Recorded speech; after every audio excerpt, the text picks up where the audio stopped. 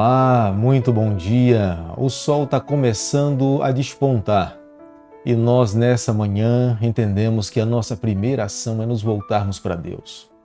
Enquanto a cidade se movimenta para sair para os seus compromissos diários, trabalhos, bater ponto, nós reconhecemos que o nosso primeiro encontro, a nossa primeira entrevista é com o nosso Criador e queremos nessa manhã mais uma vez podermos pessoalmente abrir o nosso coração, clamar por Ele e pedir que esteja ao nosso lado no decorrer de todo esse dia.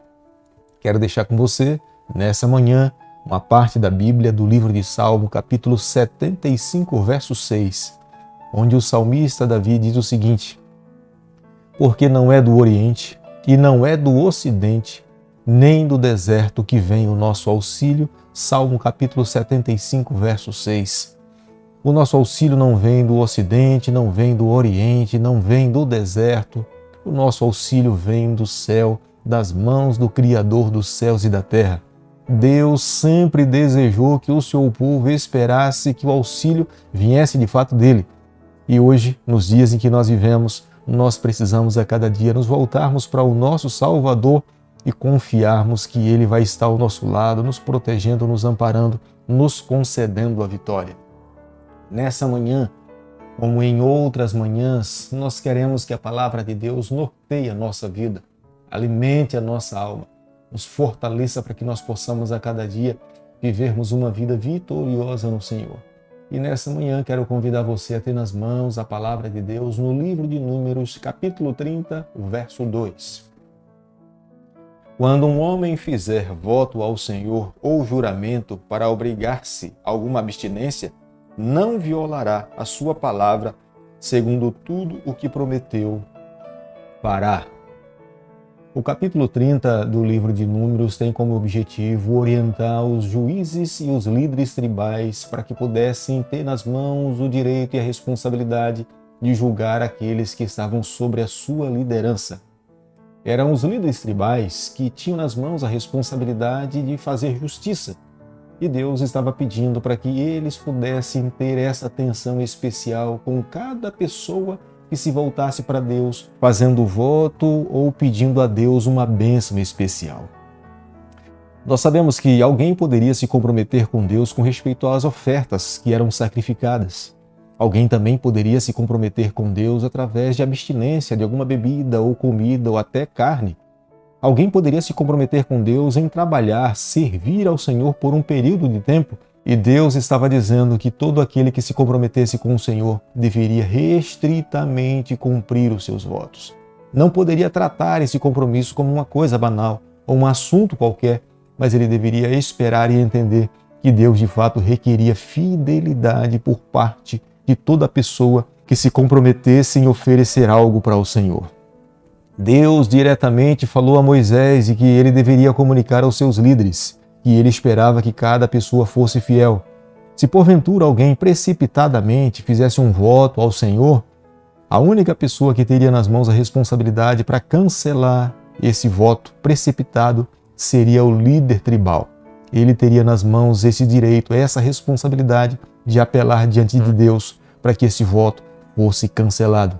Mas aqueles que de fato, consciente, voluntariamente, se voltasse para Deus e fizesse um voto, Deus esperava que ele pudesse cumprir fielmente o voto que ele tinha prometido ao Senhor. O capítulo 30 do livro de Números, o verso 5, nós podemos entender que o Senhor respeitou as leis tribais. A época, a era patriarcal. E aqui nós nos deparamos com esse período. A mulher estava extremamente submissa ao seu pai. A mulher estava extremamente submissa ao seu esposo. E se porventura uma mulher assumisse um compromisso de fazer um voto a Deus, e o seu pai ou o seu esposo, depois que tomasse consciência do voto que a sua esposa ou a sua filha tinha assumido diante do Senhor, o pai ou o marido poderiam se voltar para Deus e cancelar o voto que a sua esposa tinha tomado diante do Senhor. Deus respeitou as leis patriarcais daquele período. É claro que nós podemos ver através da palavra de Deus que em nenhum momento o Senhor menosprezou a mulher. Pelo contrário, o Senhor tratou a mulher em igualdade com o homem. Mas no contexto dos votos voltados para Deus, o Senhor de fato respeitou as leis patriarcais, onde o homem era soberano com o direito de anular um voto que uma mulher pudesse ter tomado diante do Senhor. Dentro do próprio capítulo 5, nós podemos perceber que Deus introduziu também o perdão. Alguém poderia precipitadamente, fora do seu normal, fazer um voto no momento de uma pressão, no momento difícil na vida, se voltar para Deus e assumir um compromisso de um voto, e depois, quando então estivesse em sã consciência, que os problemas estivessem passado, ela ter se apercebido que foi longe demais no seu voto, se comprometeu demais com o Senhor. O pai dessa pessoa, o responsável da tribo, poderia apelar diante de Deus, pedindo para que o Senhor perdoasse a forma precipitada que aquela pessoa tinha assumido aquele compromisso. Estava exclusivamente nas mãos do líder tribal, do líder patriarcal, em confessar diante de Deus e pedir o perdão para aquela pessoa que precipitadamente tinha assumido um voto diante do Senhor. Capítulo 30 do livro de Números, o verso 13, diz o seguinte: todo voto e todo juramento com que ela se obrigou para afligir a sua alma, seu marido pode confirmar ou anular. Aqui Deus também estava colocando nas mãos de um esposo a responsabilidade de poder cancelar um voto. O apóstolo Paulo já tinha no Novo Testamento feito referência ao Antigo Testamento. Alguém precipitadamente poderia diante de Deus assumir um compromisso de um voto. O seu esposo, quando tivesse consciência, ele poderia voltar-se para Deus, pedir perdão e Deus naturalmente perdoaria aquele voto precipitado que a sua esposa, um membro da sua família, tinha tomado.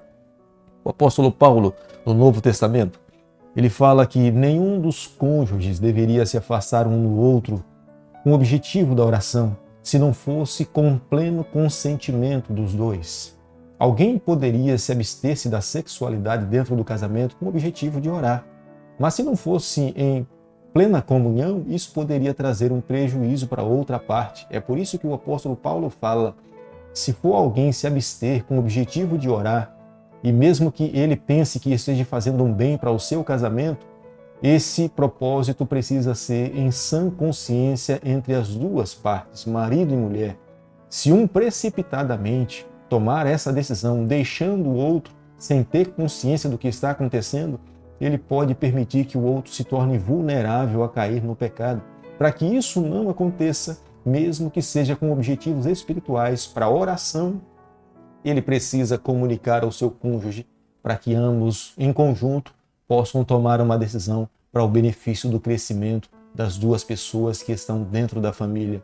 E Deus então colocou nas mãos do líder patriarcal, do pai da família, para que ele pudesse ter a responsabilidade quando alguém em algum momento colocasse em risco o bem-estar da família, a vida financeira da família, o pai poderia se voltar para Deus, pedir perdão e poderia ser cancelado aquele voto precipitado.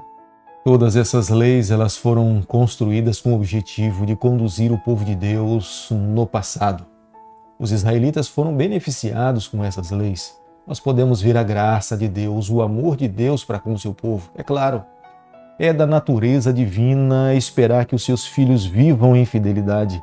Deus jamais esperou que os seus filhos tratassem com Deus com ações banais ou de qualquer forma. Os votos eram de fato e deveriam ser tratados com seriedade, com fidelidade. E Deus sempre agiu dessa forma e não é diferente nos dias em que nós estamos vivendo. A Bíblia mesmo fala que é melhor não votar se nós não formos cumprir. Mas se nós de fato formos cumprir com Deus os nossos votos, nós precisamos tratar com seriedade aqueles votos que nós assumimos diante do Senhor. Mas nós precisamos nessa manhã concluir a entender o seguinte, que esses votos de fato foram designados para aquele período teocrático onde Deus conduzia a nação de Israel, onde havia um rei, onde havia um mediador, um sacerdote físico dentro do santuário. Mas nos dias em que nós estamos vivendo, nós precisamos viver uma vida de fidelidade às leis do nosso país, do nosso estado, como diz Romanos capítulo 13.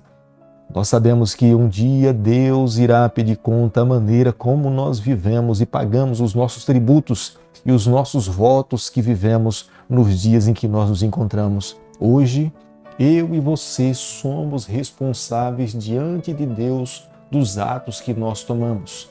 Nós podemos até esconder de um líder político, de um líder do nosso país, de um líder religioso, mas nós não temos como nos esconder do nosso Salvador. Um dia os livros serão abertos e eu e você, nós estaremos diante do nosso Deus e a nossa vida estará ali. O que eu e você nessa manhã precisamos fazer a cada dia, ao concluirmos aqui o capítulo 30 do livro de Números, é pedir a Deus que nas áreas da nossa vida, eu e você possamos a cada dia vivermos em fidelidade para com o nosso Senhor. Seja na área sentimental, seja na área espiritual, seja na área financeira, seja na área moral, seja qualquer área que envolva a nossa vida, nós precisamos viver uma vida consciente de que temos um Deus justo, um Deus íntegro que nos acompanha, não com o objetivo de nos punir, mas com o objetivo de nos elevar a cada dia a vivermos no ideal de Deus, reconhecendo que é Ele que nos santifica. É no Senhor que nós somos santificados a cada dia. Portanto, Ele espera que nós vivamos esse ideal de Deus nos dias em que nós nos encontramos. Vamos pedir a bênção dele sobre a nossa vida nessa manhã?